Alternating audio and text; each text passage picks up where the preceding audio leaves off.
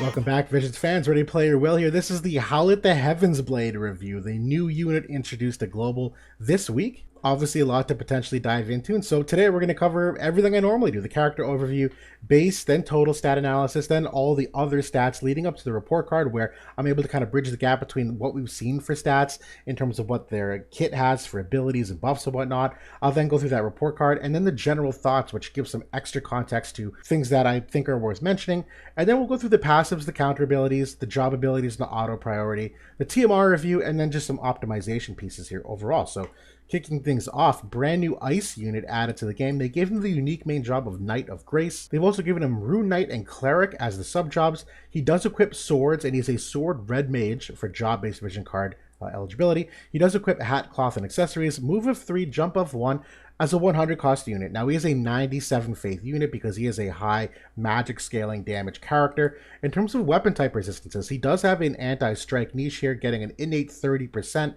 He does also have strong slash and magic usage here. The slash in particular, 20% at starting slash resistance. We'll talk more about how high you can get that later. 10% to magic, neutral to pierce, and the minus 5% to missile. Now for his mastery ability, they did give him 10 AoE resistance, a little bit extra magic percent here. They've also given him healing power of 10, which is a crucial part of his kit that we're going to cover in just a couple slides here, while also giving him extra strike resistance, which is in that 30% there, so that's part of that niche.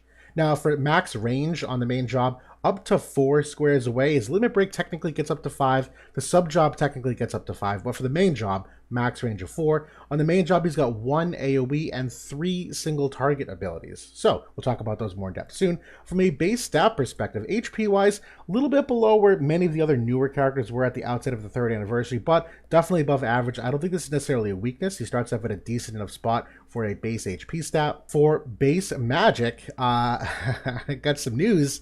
Addison Ray was the new leaderboard a couple weeks ago, and Howlet just absolutely demolished everyone for base magic. He is at 450 base magic, by far the highest in the game here, and that's a big feather in his cap. And from an agility perspective, about average agility, nothing good, nothing bad, a little below average, but you'll see how that ends up shaking out. For the dexterity, one of the worst stats. This is a major weakness of his. So the dexterity is one of the worst in the game, bottom 10 in the game for base dexterity. But for base luck, just slightly above the average here, which has its benefits, as we'll see soon. Now, as we take these 5 charts, kind of combine them into one in terms of relative strength compared to other units. Again, the dexterity stat is the most concerning one here, but as we include the board stats, the mastery ability, things of that nature, you get kind of a clearer picture. They do give him some bumps here on the agility and the luck stat. The dexterity stat is still relatively low, but everything else roughly about equal. And if you're looking at the sources of those stats, they give him 11 agility points, which is a little bit above average, what they give most. 83 luck is very high for board stats compared to what most characters get. And they give him a little extra magic here, 10% overall. Now we look at some of these other stats, agility wise, although that base agility is kind of on average, with that board, he does actually get 2 points above the average for base agility with these vision cards equipped. He does have a passive that can get him 12% agility higher, though when you do so, yeah, he's in that upper echelon of how fast you can potentially get. So agility, definitely a nice strong point here for him. Now the crit hit and crit avoid, again, that dexterity stat is awfully low, and he's got no crit hit percentage nodes on his board. So overall crit rate is disgustingly bad. One of the worst you can get in the game. The crit avoidance rate, though, definitely skews a little bit higher here because of that luck stat, and that's a nice thing for his survivability, because you'll notice there's a lot of external things you can do vision card wise to help amplify this. So critical avoidance is kind of part of his survivability as well. Now for accuracy, neither the most accurate nor least accurate. He's definitely a tier below most of them. When you're looking at that green line, total accuracy with passives, there's a tier of like him being 20% hit rate lower than your top tier accurate units. It's salvageable, but definitely not perfect. We'll talk more about that soon. The evasion, he's technically on the gradient here for what can be considered evasion, but not an evade unit by any means. The vision cards just don't exist to support that, so not an evade unit. Now for the report card overall, effective HP, going with a B+ here. He does have above average resist there for many of them. His HP ends up being relatively decent there, above average. He's got 10 AoE resistance, no defense and spirit innately though, But from a survivability standpoint, I'm actually going to go with C plus here, just a slight step down. He's got a 35% general barrier. His big thing is that he can essentially do 30 to 60% damage absorption on many of his attacks. There's a buff included in that. So that's a big part of his survivability, but there's a lot of counterplay to that. We'll talk about that soon. He does have an attack that can dispel debuffs to himself as well. So when you talk about, someone does a 38% dark imperil, well, if you dispel debuffs, that imperil's gone. So that's a nice piece of survivability that he can get rid of some of those. He's also got an ability that decreases enemy slash and magic res pen of 40 for 3 turns. So you talk about decreasing the penetrations the enemy has, that helps your survivability. And theoretically has access to an AoE defense and spirit buff of 25. So overall, there's a couple things here, but overall, he doesn't have a ton of survivability tools. He's a little bit more on that glass cannon side, but that healing potential does have a great ceiling. It's just also hard counterable. Any kind of healing power down basically negates all of his survivability, in my opinion. Now for damage, going with an A, amazing magic stat. You can innately get 40 spirit and slash res pen from 2 passives there. You do also get 20 slash res pen on a weapon. He's got a 30% slash imperil in his job. You have 2 different kinds of barrier breaks, and you can get an additional 40 slash res pen on the Rune Knight, the Drain evocation ability. So overall, he is going to be doing some pretty hefty damage here from a damage output perspective. Now agility, going with the B plus here, the innate agility is above average 80 versus the average of 77. With that passive equip, bumps up to 86 versus the average of 81. So he is definitely, that tier below some of the fastest, but he's very competitive with them overall.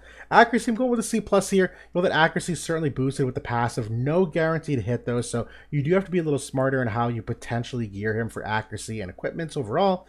The evasion, going with a C plus here, mathematically possible, not practical though, not an evade unit, no evade potential in my opinion. C plus. The movement, I'm going with a D here, no way to alter that base movement jump of 3 and 1. Now, auto ease of use, in my opinion, is a C. Now, the main buff, and it's actually not that bad, but the main buff doesn't repeat. That's great. It gives him the barrier, goes to a teammate. He uses a new buff after that. He's got some healing potential, so that's another X factor, but he's also got a lot of short-range abilities offensively, which means the TP skills can be kind of unpredictable sometimes. And if you're using the Cleric subjob, that AI can be very mismanaged, where you're talking about Calamity Guard or Dark and Light Veil and how many characters he's hitting and if he repeats it or not. And then he's got a couple different passives to play with that you can min-max your damage. So there's a couple thoughts to consider here that are not intuitively easy for many to utilize. So I'm giving him a C for auto ease of use. I think there's some upside there. Now the game disruption for his immediate 1 to 3 month impact, going with a C here, it's average, it's whatever. The global ice usage is not likely to see an increase with his release. I think he can be competitive with Dark, quite frankly though, but I do think that's semi-Reagan reliant too, and the two of them together, where one of the nice things about his survivability here, although I kind of downplay it here as a C+, because he's not reliant on re-raise or reliant on courage, if you take him against someone like a Dark team that has a lot of removal of that, well, their utility basically means nothing, because it doesn't matter. He doesn't need re-raise or courage. And from what I can tell, they don't have easy access to healing power down, so that's a nice matchup thing there. And they have a lot of slash res pen potentially, but he's got a decrease of slash res pen here. So there's a lot of things that I think he gets some good upside usage out of. Now for passive abilities, I'm going with a B here. There's good versatility with the passives. Individually though, just a step down, there's a lot of really good ones. It's hard to really pick two though. We'll see that in just a slide now. The counter ability is going with an A-, great practical applications for his counters in my opinion. The overall job and kit here though, I'm going with a B+. Overall very solid main job. I think he has good sub-job versatility and overall good utility in what he has to offer to the team fights as well. That's I have 10 bullets on that on the next slide. The final grade, I'm going with a B here though. Overall, very well-rounded character, meant for the new age of the game. There's a couple weaknesses in here, sure, but overall, his flexibility to be put into a couple of different rainbow teams or alongside some of the new units that are expected to come out, I think there's a lot of strong things to like. There's just some more niche applications, which anytime we start talking about niche, you kind of getting some step downs on the grades here. Now, for my general thoughts overall, there is a very interesting thing here to consider. He does have 100% slash res potential, which is very unique and a little bit rare. He has 20% innately. You can get up to 20% from a passive ability, 25% from a buff, 20% from that Reagan Vision card, which pairs very well with the two of them, and 15% or more from an Esper. So theoretically, yeah, you can null slash res. And while that may not sound that impressive because there's so much slash res pen in the game, if you also recall, he's got an ability that decreases enemy slash res pen by 40. So if he uses that on the enemy, even if they normally have 100 slash res pen, you can nerf them down to 60 for those 3 turns, if not lower, if theirs is required on a buff that fades. So overall, that is like niche number 1 for how high that potentially gets. Now, I do think he's hard countered by healing power down. That healing power restoration, that's part of why he has healing power 10, greatly diminished and basically useless if he gets healing power down. So that's a big one here. There's a good blend of damage and utility, though, as evidenced by these, 15 bullet points. He's got slow access on the 14 AP attack. His teammate buff is a 30% heal, absorbing all the damage dealt. He's got both magic barrier break and general barrier break on the limit break. You can decrease the enemy slash and magic res pen by 40 for 3 turns. He's got a 30% slash imperil. He's got a teammate barrier, technically on Calamity Guard, on the Cleric subjob, Dark and Light Veil as well, which is the element res up for them. On his main subjob, you have access to a big diamond AoE of defense or spirit 25 for himself and teammates. For PvE, he's also got 38% ice imperil on that Rune Knight subjob. He's got a passive ability that will perma dispel haste every time he attacks you, so that's awesome bit of utility. And he's also got a general dispel ability too, which is part of that enemy slash magic res pen down. We'll see soon. So tons of things here for overall utility in the fight. Now he's very short range offensively, potentially. That's dependent upon Rune Knight being on or not. But that also sets him up very well for an extra buff or healing potential, which is kind of what he's meant to do. Now, I do think he's a significant upgrade over older ice slashers. Gilgamesh, Laswell, Aran, Velric, he is a clear-cut tier above them. And recently, great ice units have not been in the slash category. Elias, Snow, McLeod for limited Guild Wars, same with Kari, Eliza, Velas, totally, no real overlap with him. And no real overlap per se with him. So he and Reagan are kind of that new age of ice that are coming in here. There's loads of mixed party potential in my opinion, not only between ice and water, which we know get 2 vision cards for hybrid usage for them, but the Sword Red Mage vision card group has gotten an exceptional amount of cards here on Global that there's a lot that can potentially be said for mixing him in different kinds of teams. And then finally, I do say semi-niche for usage against Slash, Strike, and Magic. That's really where those resistances lie. He doesn't have any innate defense or spirit, so against Missile and Pierce, he's kind of just down the open. It's kind of whatever, but these are 3 obviously good ones to hedge against. Now for the passive abilities, all 5 of these individually actually are pretty good. The problem is you can only pick 2. So Genius Swordsmanship is a very, very strong one. 24% magic, slash res pen of 40, and as a perma dispel haste anytime you attack someone. Now the second one here, and this is where you get that toss-up, Cleric Knowledge here is Spirit 15 and Agility of 12%. And then finally, the Sharp Mind is that Spirit Pen of 40 and Accuracy of 20. So if you're talking about going against evade teams or having both that Slash and Spirit Pen, you're kind of locked into 2 of these. And if you are, you miss out on the Agility. So 3 great passives, you can only pick 2. And that's not including these first 2, where if you are going for that 100% slash res build, you need Elegant Work. So that takes away from one of these other ones. And Raging Ice Rune is a little more niche in just how it goes for a modifier rather than magic stat. There's 5 good ones. I wish there was one great one, but overall they're not that bad. I think they're salvageable. Now for the counter abilities, he's got a magic reflex here, which we've seen does have a lot of great usage.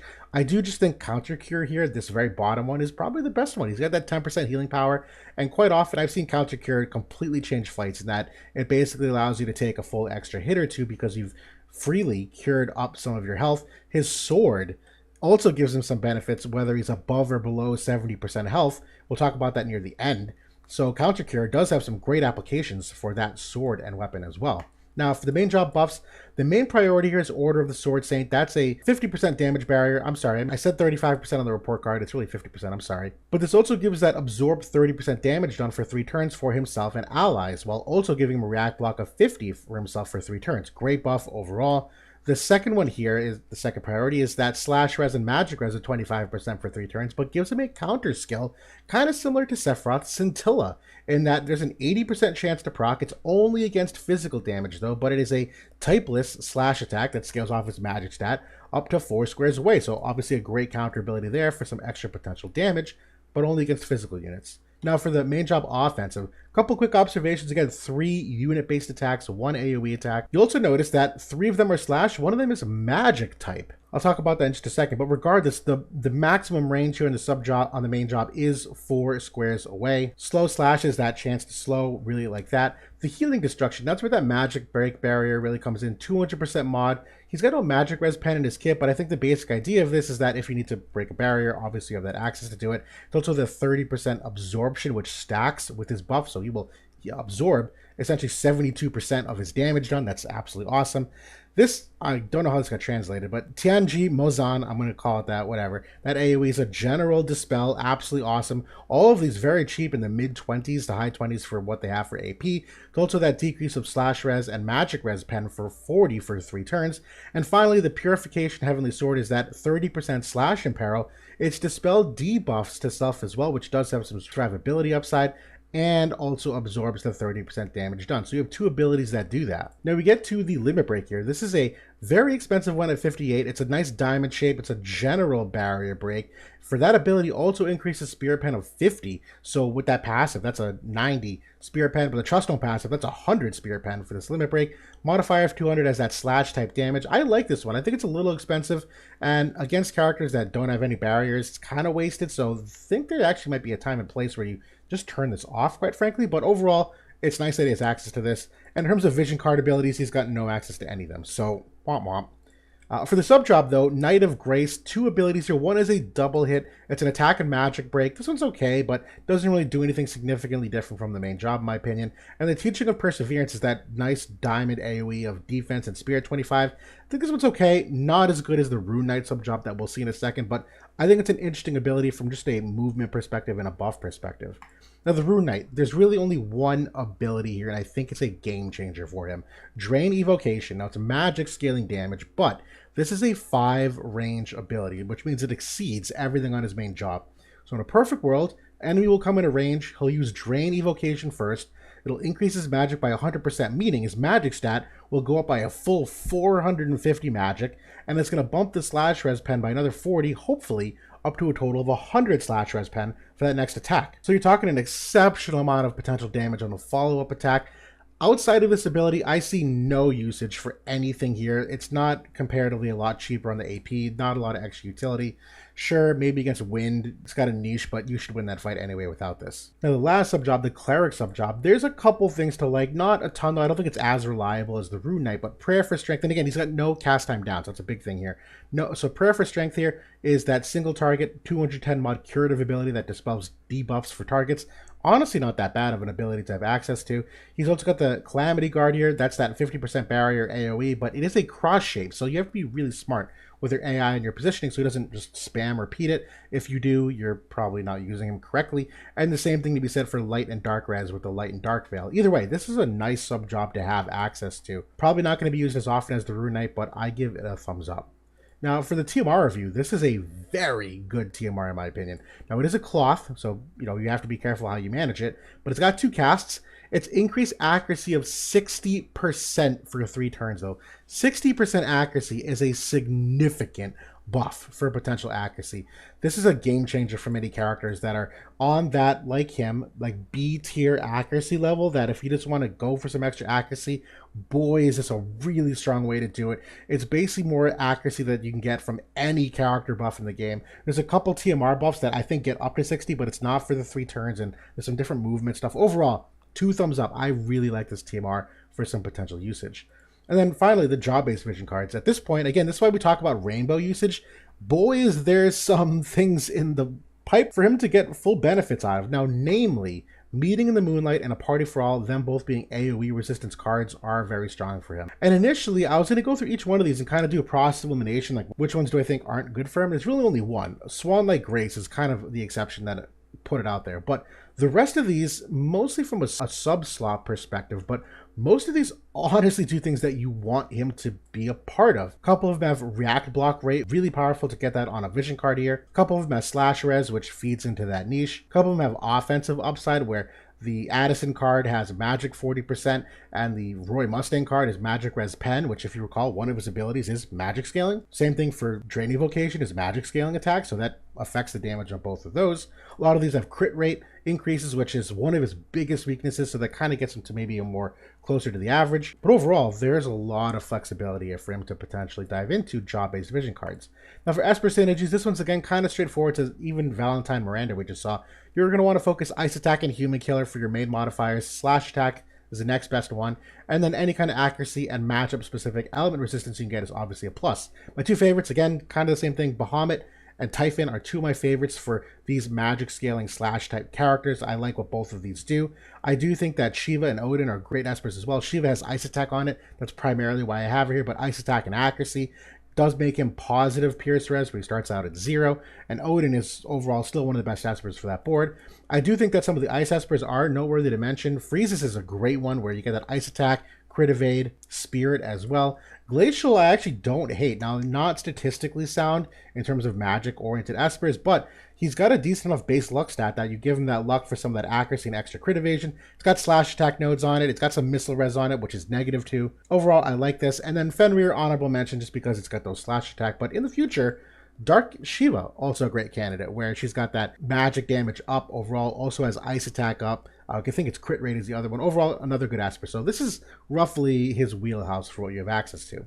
Now for the weapon optimization, really only 2 weapons here in my opinion. And even then, I don't have a strong case for the second one. The Flowering Sword here is by far the best, where it's that 200% chance for 10% extra magic damage when your HP is above 70%. So we talk about counter cure. Yeah, if you cure yourself above that 70% threshold, that's a ton of extra damage.